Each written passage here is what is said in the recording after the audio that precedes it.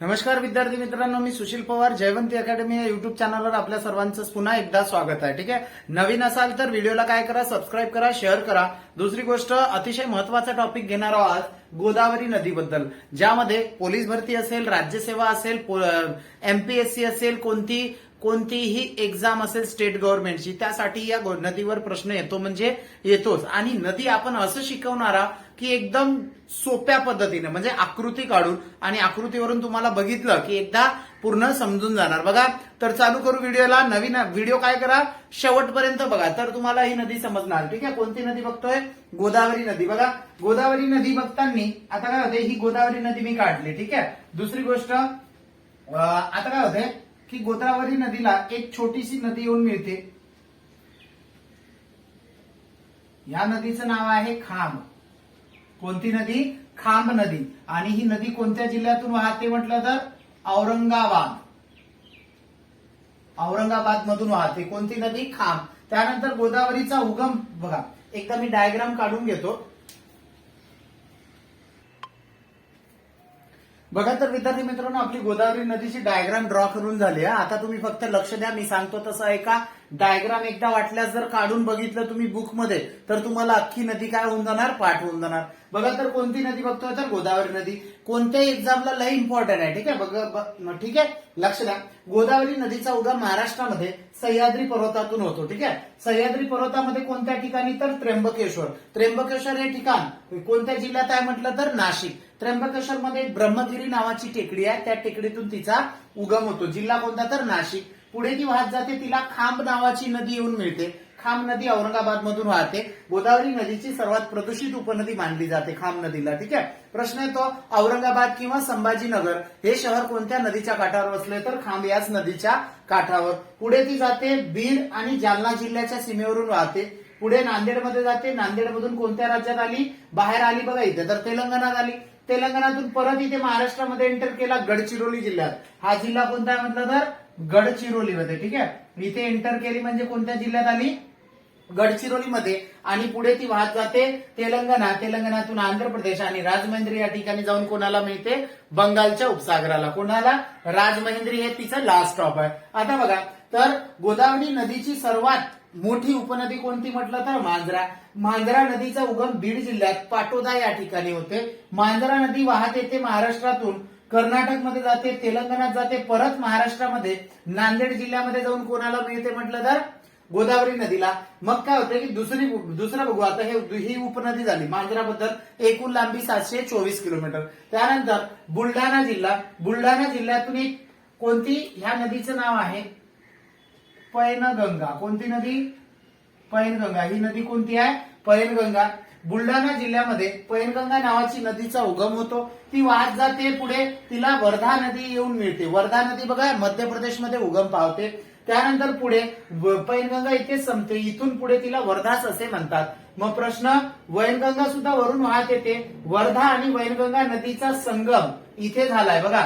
हा ठिकाण कोणता म्हटलं तर चपराळा. गडचिरोलीमध्ये चपराळा या ठिकाणी वर्धा वैनगंगा नदीचा संगम होतो. पुढे ह्या दोन नदी एकत्रित प्रवाहात, हिला काय नाव पडते? प्राणहिता. काय म्हणतात? प्राणहिता. वर्धा आणि वैनगंगा नदीच्या एकत्रित प्रवाहाला प्राणहिता असे म्हणतात.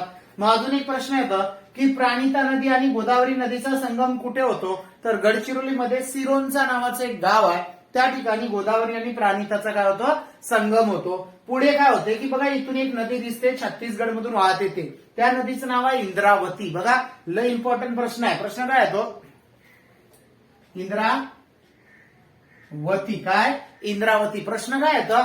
खालीलपैकी कोणती नदी छत्तीसगड मधून वाहत येऊन गडचिरोलीमध्ये गोदावरी नदीला मिळते तर इंद्रावती आणि इंद्रायणी वेगळी आहे. इंद्रायणी पुण्यामध्ये आणि इंद्रावती ही छत्तीसगडमधील सर्वात लांब नदी आहे. ठीक आहे, मग ही येऊन कोणाला? गडचिरोलीमध्ये गोदावरी नदीला मिळते. गोदावरी पुढे वाहत जाते, आंध्र प्रदेशमध्ये प्रवेश करते. हा राज्य कोणता? आंध्र प्रदेश. आणि आंध्र प्रदेशमध्ये राजमहेंद्री या ठिकाणी जाऊन बंगालच्या उपसागराला मिळते. म्हणजे गोदावरी नदीचा उगम कुठे? त्र्यंबकेश्वर. आणि शेवटचं पॉईंट कोणतं? राजमहेंद्री. गोदावरी नदी ही पूर्ववाहिनी आहे. भारतातील सर्वात लांब नदी दुसऱ्या क्रमांकाची कोणती तर गोदावरी. आता गोदावरीवर येणारे प्रश्न पाहू आपण. गोदावरी नदी गोदावरी नदीला महाराष्ट्रामध्ये संतांची भूमी म्हणून ओळखतात. काही पॉईंट मी लिहित नाही, तुम्ही नोट करत चला. ठीक आहे, काय बोलतात? संतांची भूमी. गोदावरी नदीने महाराष्ट्राचा किती टक्के क्षेत्रफळ व्यापला असा प्रश्न येतो, तर किती टक्के? महाराष्ट्राचं ती 49% क्षेत्रफळ व्यापते. 49 म्हणजे जवळपास अर्ध्या महाराष्ट्रामध्ये गोदावरी पसरली, बरोबर ना? 3,07,713 क्षेत्रफळ आहे महाराष्ट्राचं एकूण, त्यापैकी 49 म्हणजे 1.5 लाखापर्यंत गोदावरी पसरली. म्हणून महाराष्ट्रातील सर्वात महत्वाची नदी कोणती म्हटलं तर गोदावरी. ठीक आहे, त्यानंतर हिने भारताचा किती टक्के क्षेत्रफळ व्यापला म्हटलं तर भारताचा 10% क्षेत्रफळ व्यापते. महाराष्ट्राचा 49, संतांची भूमी म्हणून ओळखले जाते. आणि काय बोलतात याला? भारताची दक्षिण गंगा असे म्हणतात. काय बोलतात? भारताची दक्षिण गंगा. जर याच्या उलट 2 पॉइंट आहे बघा, भारताची दक्षिण गंगा गोदावरी, दक्षिण भारताची गंगा कावेरी. बघा एकदम कन्फ्युज करणारे प्रश्न आहे. दक्षिण भारताची गंगा कावेरी आणि भारताची दक्षिण गंगा जर विचारलं तर गोदावरी नदी. ठीक आहे, त्यानंतर गोदावरी नदी लांबीने, हिची लांबी बघा एकूण इथून महाराष्ट्र त्र्यंबकेश्वर ते राजमहेंद्री इथपर्यंत याची लांबी किती? 1465 किलोमीटर आहे. किती? 1465 किलोमीटर. आणि इथून एवढी महाराष्ट्रातली लांबी आहे 668 किलोमीटर, 668 किलोमीटर. त्यानंतर महाराष्ट्रातील गोदावरी नंतर सर्वात लांब नदी कोणती? दुसऱ्या क्रमांकाची तर कोणती आहे? पैनगंगा आहे. कोणती आहे? पैनगंगा नदी. हिची लांबी 495 किलोमीटर आहे. गोदावरी नंतर सर्वात लांब नदी कोणती महाराष्ट्रातली? पैनगंगा, 495. त्यानंतर तिसऱ्या क्रमांकाची सर्वात लांब नदी महाराष्ट्रातील विचारली तर वर्धा नदी आहे. वर्धा नदीची 455 किलोमीटर आहे. किती? 455 किलोमीटर वर्धा नदीची लांबी आहे. त्यानंतर वर्धा नदीबद्दल एक नेहमी प्रश्न येतो, खालीलपैकी कोणती नदी ही महाराष्ट्रातील सर्वात लांब दक्षिण वाहिनी, दक्षिण म्हणजेच काय? खाली वाहत आहे, म्हणजे दक्षिणेला वाहत आहे, म्हणून महाराष्ट्रातील सर्वात लांब दक्षिण वाहिनी नदी म्हटलं तर कोणती? वर्धा. त्यानंतर अजून एक प्रश्न येतो की यवतमाळ आणि वर्धा जिल्हा सुद्धा आहे महाराष्ट्रात. यवतमाळ आणि वर्धा या 2 जिल्ह्यांची सीमा निश्चित करणारी नदी कोणती म्हटलं तर वर्धाच.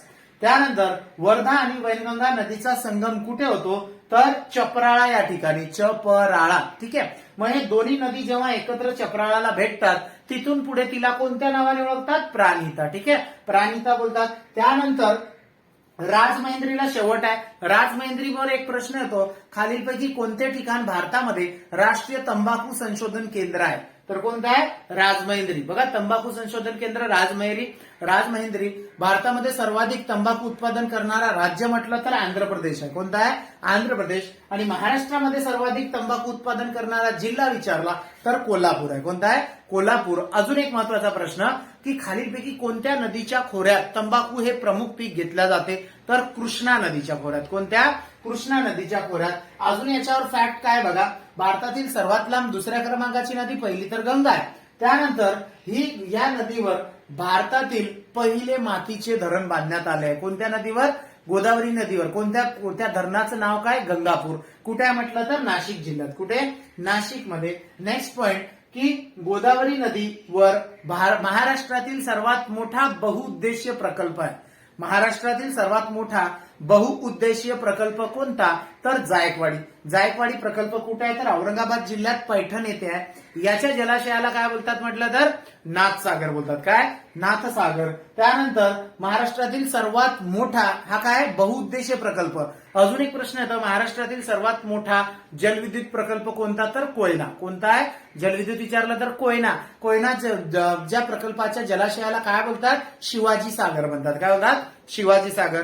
नेक्स्ट प्रश्न येतो की महाराष्ट्रातील सर्वात मोठा उपसा जलसिंचन प्रकल्प कोणता तर उपसा जलसिंचन प्रकल्प सर्वात मोठा कोणता आहे म्हटलं तर विष्णुपुरी. कोणता आहे? विष्णुपुरी, जो नांदेड जिल्ह्यात आहे. ठीक आहे, जर गोदावरी समजली असेल तर सर्वांनी काय करा, प्लीज सबस्क्राईब करा, शेअर करा आणि लाईक करा. थँक्यू.